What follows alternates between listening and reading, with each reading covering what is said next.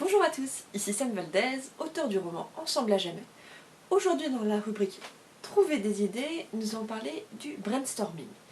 Il existe plusieurs techniques de brainstorming et aujourd'hui je voulais parler vraiment du brainstorming dit classique. D'abord, une définition du brainstorming. Normalement, c'est une réunion où on cherche collectivement des idées. En pratique, vu que ça sera pour un roman, vous serez probablement seul. Rien ne vous empêche quand même de demander à des proches de vous aider.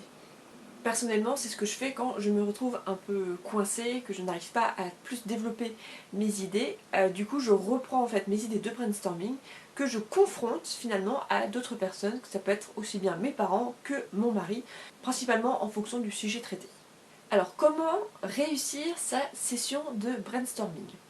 Il faut savoir que le brainstorming va être en fait en plusieurs étapes. Déjà, il faut déterminer la question du brainstorming. Ensuite, on va avoir un temps où il faut vraiment lancer toutes les idées possibles et imaginables. Et la troisième partie va être de trier ces idées. Donc la première partie, bien mettre en place le sujet. Dans le cas de l'écriture, c'est un peu moins vrai que vraiment pour une réunion de brainstorming en entreprise. Néanmoins, vous devez savoir quel est le but de votre séance de brainstorming. Donc là, par exemple, ça va être de trouver des idées. Donc l'idéal est de déjà savoir à peu près quel serait le thème général de votre roman. Donc par exemple, dire que c'est le Moyen-Âge. La question que vous pourriez vous poser à vous-même serait quels sont tous les sujets qui peuvent être en rapport avec le thème général Moyen-Âge. Ensuite, on arrive sur la partie où il faut vraiment balancer toutes les idées qu'on a. Pour cela, il y a quand même quelques petites règles à respecter. Déjà, être spontané, juste balancer toutes les idées. Si vous n'arrivez pas à écrire seulement rapidement, éventuellement vous enregistrez en train de réfléchir, en train de balancer toutes les idées. Il faut aussi couper sa critique personnelle. Ça ne sert à rien de se juger, ça sera dans un deuxième temps. Est-ce que l'idée est bonne ou pas ? Sur le moment, on s'en fiche. Le principal, c'est juste de donner des idées. Et la troisième règle, c'est de rebondir sur les idées qu'on a pu avoir. C'est un peu le grand classique de l'association d'idées. C'est pour ça que ça ne sert à rien de se juger ou de se taire ou de refuser de dire un mot. Au contraire, il faut être complètement libre, donner toutes ses idées. Parce que du coup, votre esprit va faire des associations. Et peut-être qu'un mot que vous avez dit ou une phrase, en effet, elle, comme ça, ne servira à rien pour votre roman. Mais toutes les idées qui vont en découler vont être utiles.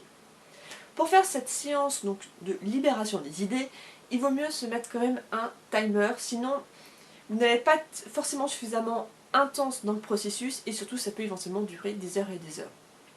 Une bonne moyenne, c'est de partir sur une vingtaine de minutes, surtout que vous êtes complètement seul, donc 20 minutes ou alors un peu plus court si vous vous rendez compte que vous n'arrivez plus à trouver de nouvelles idées. Ensuite, on arrive du coup à la troisième étape qui est de trier les idées qu'on a trouvées. Donc du coup, vous allez toutes les reprendre et éventuellement vous pouvez les trier, parce que vous allez forcément voir certains thèmes qui sont récurrents et ça vous permettra du coup d'avoir des grandes lignes qui ont découlé de cette séance de brainstorming. À partir de ça, vous pouvez du coup sélectionner celles que vous avez envie de développer et mettre de côté celles que vous n'avez pas envie de traiter. Mais gardez-les quand même dans un coin.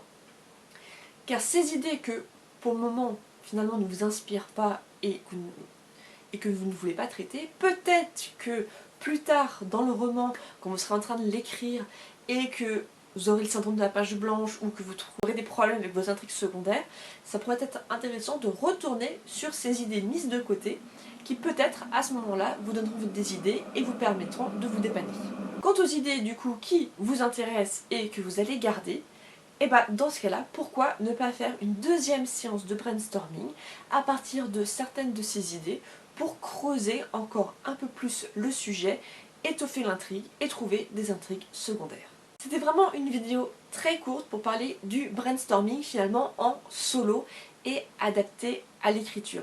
On connaît tous le principe du brainstorming, mais c'est vrai que l'appliquer à soi-même et pour l'écriture c'est un peu plus compliqué. Personnellement, cette technique-là, je l'utilise très régulièrement.